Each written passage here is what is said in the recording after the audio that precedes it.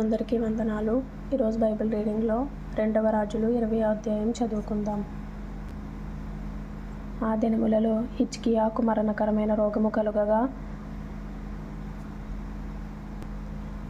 ఆమోజు కుమారుడును ప్రవక్తయునైన యెషయా అతని యొద్దకు వచ్చి, నీవు మరణమవుచున్నావు, బ్రతుకవు గనుక నీవు నీ ఇల్లు చక్కబెట్టుకొనుమని యెహోవా సెలవిచ్చుచున్నాడని చెప్పగా, అతడు తన ముఖము గోడతట్టు త్రిప్పుకొని, యెహోవా యథార్థ హృదయుడనై సత్యముతో నీ సన్నిధిని నేనెట్లు నడుచుకొంటినో, నీ దృష్టికి అనుకూలముగా సమస్తమును నేనెట్లు జరిగించుతునో కృపతో జ్ఞాపకము చేసుకొనుమని హిజ్కియా కన్నీళ్లు విడిచుచు యెహోవాను ప్రార్థించెను.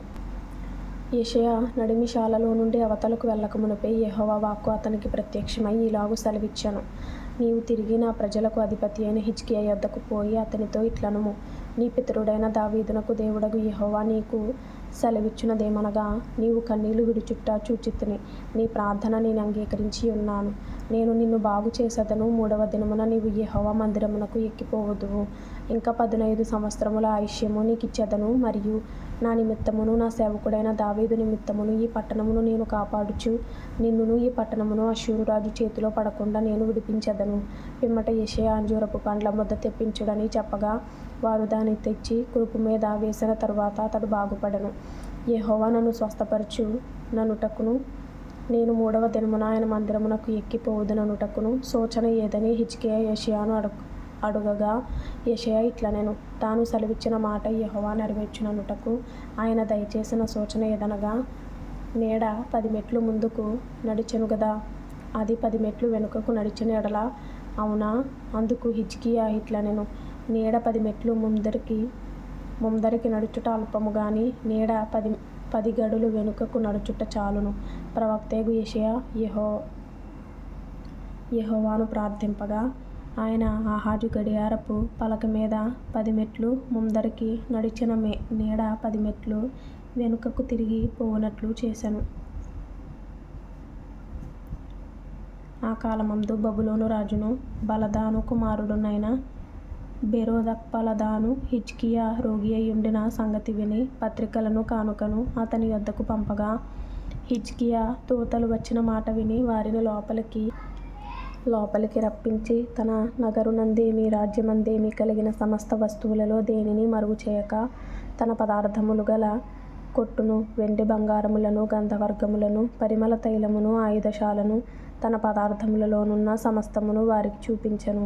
పిమ్మట ప్రవక్తైన యెషయా రాజైన హిజ్కియా యొద్దకు వచ్చి, ఆ మనుష్యులు ఏమనిరి, నీ యొద్దకు ఎక్కడ నుండి వచ్చిరి అని అడుగగా, హిజ్కియా బబులోనును దూరదేశము నుండి వారు వచ్చియున్నారని చెప్పెను. నీ ఇంటిలో వారు ఏమేమి చూచిరని అతడడుగగా, హిజ్కియా నా పదార్థములలో దేనిని మరుగు చేయక నా ఇంటిలోనున్న సమస్తమును నేను వారికి చూపించి ఉన్నాననెను. అంతట యెషయా హిజ్కియాతో ఇట్లనెను, యెహోవా సెలవిచ్చు మాట వినుము. వచ్చు దినములలో ఏమీయూ మిగులకుండా నీ నగరునందున్న సమస్తమును నేటి వరకు నీ పితరులు సమకూర్చి దాచిపెట్టినదంతయును బబులోను పట్టణమునకు ఎత్తుకొని పోబడునని యెహోవా సెలవిచ్చుచున్నాడు. మరియు నీ గర్భమందు పుట్టిన నీ పుత్ర సంతును బబులోను రాజు నగరునందు నపుంసకులుగా చేయుటకై వారు తీసుకొని పోవుదురు. అందుకు హిజ్కియా, నీవు తెలియజేసిన యెహోవా ఆజ్ఞ చొప్పున జరుగుట మేలే. నా దినములలో సమాధానము సత్యము కలిగిన ఎడల మేలే గదా అని యెషయాతో అనెను. హిజ్కియా చేసిన ఇతర కార్యములను గూర్చియు అతని పరాక్రమం అంతటిని గూర్చియు, అతడు కొలను త్రవ్వించి కాలువ వేయించి పట్టణములోనికి నీళ్లు రప్పించిన దానిని గూర్చియు యూదారాజుల వృత్తాంతముల గ్రంథమందు వ్రాయబడి ఉన్నది. హిజ్కియా తన పితరులతో కూడా నిద్రించగా అతని కుమారుడైన మనష్షే అతనికి మారుగా రాజాయెను. తరువాత 2వ రాజులు 21వ అధ్యాయం చదువుకుందాం. మనష్షే ఏలన ఆరంభించినప్పుడు 12 వాడై యెరూషలేములో 55 సంవత్సరములు ఏలెను. అతని తల్లి పేరు హెప్సిబా. అతడు యెహోవా దృష్టికి చెడుతనము జరిగించుచు ఇశ్రాయేలీయుల ఎదుట నిలువకుండా యెహోవా వెళ్ళగొట్టిన జనములు చేసినట్లు హేయక్రియలు చేయుచూ వచ్చెను. తన తండ్రి అయిన హిజ్కియా పడగొట్టిన ఉన్నత స్థలములను అతడు తిరిగి కట్టించి బయలుదేవతకు బలిపీఠములను కట్టించి ఇశ్రాయేలు రాజైన అహాబు చేసినట్లు దేవతా స్తంభములను చేయించి నక్షత్రములకు మ్రొక్కి వాటిని పూజించుచుండెను. మరియు నా నామము ఉంచుదునని యెహోవా సెలవిచ్చిన యెరూషలేములో అతడు యెహోవా మందిరమందు బలిపీఠములను కట్టించెను. మరియు యెహోవా మందిరమునకున్న 2 సాలలలో ఆకాశ సమూహములకు అతడు బలిపీఠములను కట్టించెను. అతడు తన కుమారుని అగ్నిగుండము దాటించి జ్యోతిషమును శకునములను వాడుక చేసి యక్షిణిగాండ్రతోనూ సోదెగాండ్రతోనూ సాంగత్యము చేసెను.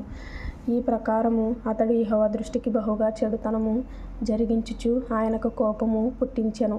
యెహోవా దావీదునకును అతని కుమారుడైన సొలొమోనునకును ఆజ్ఞ ఇచ్చి, ఈ మందిరమున ఇశ్రాయేలు గోత్రస్థానములలో నుండి నేను కోరుకొనిన యెరూషలేమునందు నా నామమును సదాకాలము ఉంచుదునని సెలవిచ్చిన యెహోవా మందిరమందు తాను చేయించిన అషేరా ప్రతిమను ఉంచెను.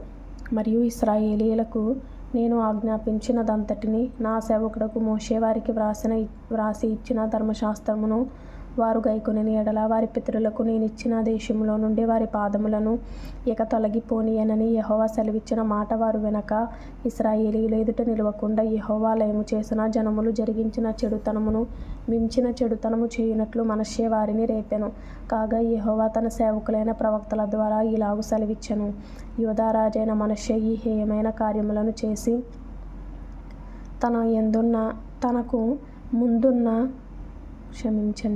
తనకు ముందున్న అమోరీయులను మించిన చెడు నడత కనుపరచి తాను పెట్టుకొనిన విగ్రహముల వలన యూదావారు పాపము చేయుటకు కారకుడాయెను. కావున ఇశ్రాయేలీయుల దేవుడైన యెహోవా సెలవిచ్చినదేమనగా, వినువాని 2 చెవులు గింగురుమనునంత కీడు యెరూషలేము మీదికిని యూదా వారి మీదికిని రప్పించుచు, నేను షోమ్రోనును కొలిచిన నూలును అహాబు కుటుంబీకులను సరిచూచిన మట్టపు గుండును యెరూషలేము మీద సాగలాగుదును. ఒకడు పల్లెమును తుడుచునప్పుడు దాని బోర్లించి తుడుచునట్లు నేను యెరూషలేమును తుడిచివేసెదను. మరియు నా స్వాస్థ్యములో శేషించిన వారిని నేను త్రోసివేసి వారి శత్రువుల చేతికి వారిని అప్పగించెదను. వారు తమ పితరుల ఐగుప్తు దేశములో నుండి వచ్చిన నాట నుండి నేటి వరకు నా దృష్టికి కీడు చేసి నాకు కోపము పుట్టించుచున్నారు గనుక వారు తమ శత్రువులందరి చేత దోచబడి నష్టము నొందుదురు. మరియు మనష్షే యెహోవా దృష్టికి చెడు నడత నడిచి యూదా వారిని పాపములో దింపినది గాక, యెరూషలేమును ఈ కొన నుండి ఆ కొన వరకు రక్తముతో నిండునట్లు నిరపరాధుల రక్తమును బహుగా ఒలికించెను. మనష్షే చేసిన ఇతర కార్యములను గూర్చియు అతడు చేసిన దానినంతటిని గూర్చియు అతడు చేసిన దోషమును గూర్చియు యూదా రాజుల వృత్తాంతముల గ్రంథమందు వ్రాయబడి ఉన్నది. మనష్షే తన పితరులతో కూడా నిద్రించి ఉజ్జా యొక్క తోటలో తన నగరు దగ్గర సమాధి చేయబడెను. అతని కుమారుడైన ఆమోను అతనికి మారుగా రాజాయెను. ఆమోను ఏలన ఆరంభించినప్పుడు 22 ఏండ్ల వాడై యెరూషలేమునందు 2 సంవత్సరములు ఏలెను. అతని తల్లి యొట్పయూరి వాడగు హారూసు కుమార్తె అయిన మెషుల్లెమెతు. అతడు తన తండ్రి అయిన మనష్షే నడిచినట్లు యెహోవా దృష్టికి చెడు నడత నడిచెను.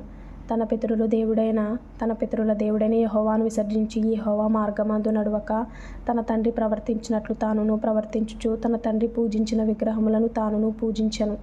ఆమోను సేవకులు అతని మీద కుట్ర చేసి అతని నగరునందు అతని చంపగా, దేశపు జనులు రాజైన ఆమోను మీద కుట్ర చేసిన వారిని అందరినీ చంపి అతని కుమారుడైన యోషీయాకు అతనికి మారుగా పట్టాభిషేకము చేసిరి. ఆమోను చేసిన ఇతర కార్యములను గూర్చి యూదా రాజుల వృత్తాంతముల గ్రంథమందు వ్రాయబడి ఉన్నది. ఉజ్జా యొక్క తోటలో అతనికి కలిగిన సమాధి యందు అతడు పాతిపెట్టబడెను. అతని కుమారుడైన యోషీయా అతనికి మారుగా రాజాయెను. అలాగే సామెతల గ్రంథం నుండి 21వ అధ్యాయం చదువుకుందాం. యెహోవా చేతిలో రాజు హృదయము నీటి కాలువల వలె నున్నది. ఆయన తన చిత్తవృత్తి చొప్పున దాని త్రిప్పును. ఒకడు తనకేర్పరచుకొనిన మార్గము ఎట్టిదైనను తన దృష్టికది న్యాయముగానే అగపడును. యెహోవాయే హృదయములను పరిశీలన చేయువాడు. నీతి న్యాయములను అనుసరించి నడుచుకొనుట బలులను అర్పించుట కంటే యెహోవాకు ఇష్టము. అహంకార దృష్టియు గర్వహృదయమును భక్తిహీనుల క్షేమమును పాపయుక్తములు. శ్రద్ధ గలవారి యోచనలు లాభకరములు. తాలిమి లేక పనిచేయువానికి నష్టమే ప్రాప్తించును. అబద్ధములాడి ధనము సంపాదించుకొనుట ఊపిరితో సాటి. దానిని కోరువారు మరణమును కోరుకొందురు.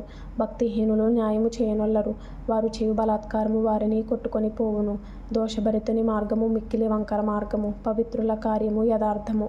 గయ్యాలితో పెద్ద ఇంట నుండుట కంటే మిద్దె మీదనొక మూలను నివసించుట మేలు. భక్తిహీనుని మనస్సు కీడు చేయగోరును. వాడు తన పొరుగువానికైనను దయతలచడు. అపహాసకుడు దండింపబడుట చూచి జ్ఞానము లేనివాడు జ్ఞానము పొందును. జ్ఞానము గలవాడు ఉపదేశము వలన తెలివినొందును. నీతిమంతుడైన వాడు భక్తిహీనుని ఇల్లు ఏమైనదని కనిపెట్టును. భక్తిహీనులను ఆయన నాశనములో కూర్చును. దరిద్రుల మొర వెనక చెవి మూసికొనువాడు తాను మొరపెట్టునప్పుడు అంగీకరింపబడడు. చాటున ఇచ్చిన బహుమానము కోపమును చల్లార్చును. ఒడిలో నుంచబడిన కానుక మహాక్రోధమును శాంతిపరచును. న్యాయమైన క్రియలు చేయుట నీతిమంతునికి సంతోషకరము. పాపము చేయువారికి అది భయంకరము. వివేక మార్గము విడిచి తిరుగువాడు ప్రేతల గుంపులో కాపురముండును. సుఖభోగముల యందు వాంఛగలవానికి లేమి కలుగును. ద్రాక్షారసమును నూనెయు వాంఛించువానికి ఐశ్వర్యము కలుగదు. నీతిమంతుని కొరకు భక్తిహీనులు ప్రాయశ్చిత్తమగుదురు. యథార్థవంతులకు ప్రతిగా విశ్వాసఘాతకులు కూలుదురు. ప్రాణము విసికించు జగడగొండి దానితో కాపురము చేయుట కంటే అరణ్య భూమిలో నివసించుట మేలు. విలువగల ధనమును నూనెయు జ్ఞానుల ఇంట నుండును. బుద్ధిహీనుడు దాని వ్యయపరచును. నీతిని కృపను అనుసరించువాడు జీవమును నీతిని ఘనతను పొందును. జ్ఞాని అయిన యొకడు పరాక్రమశాలుల పట్టణ ప్రాకారం ఎక్కును. అట్టివాడు దానికి ఆశ్రయమైన కోటను పడగొట్టును. నోటిని నాలుకను భద్రము చేసుకొనువాడు శ్రమల నుండి తన ప్రాణమును కాపాడుకొనును. అహంకారి అయిన గర్విష్ఠునికి అపహాసకుడని పేరు. అట్టివాడు అమిత గర్వముతో ప్రవర్తించును. సోమరివాని చేతులు పనిచేయనొల్లవు. వాని ఇచ్చ వాని చంపును. దినమెల్లా ఆశలు పుట్టుచుండును. నీతిమంతుడు వెనుక తీయక ఇచ్చుచుండును. భక్తిహీనులు అర్పించు బలులు హేయములు. దురాలోచనతో అర్పించిన ఎడల అవి మరి హేయములు. కోట సాక్షి నశించును. విని మాటలాడువాడు సత్యము పలుకును. భక్తిహీనుడు తన ముఖమును మార్చుకొనును. యథార్థవంతుడు తన ప్రవర్తనను చక్కపరుచుకొనును. యెహోవాకు విరోధమైన జ్ఞానమైనను వివేచనయైనను ఆలోచనయైనను నిలువదు. యుద్ధ దినమునకు గుర్రములను ఆయత్తపరచుట కద్దు గాని రక్షణ యెహోవా అధీనము. ఆమేన్. 1 సంవత్సరంలోపు బైబిల్ పూర్తి చేయాలి అనే ఆశ కలిగిన వారు ఫాలో చేయండి, లైక్ చేయండి, షేర్ చేయండి, సబ్స్క్రైబ్ చేసుకోండి. ప్రభు మీకు తోడైండును గాక. ఆమేన్.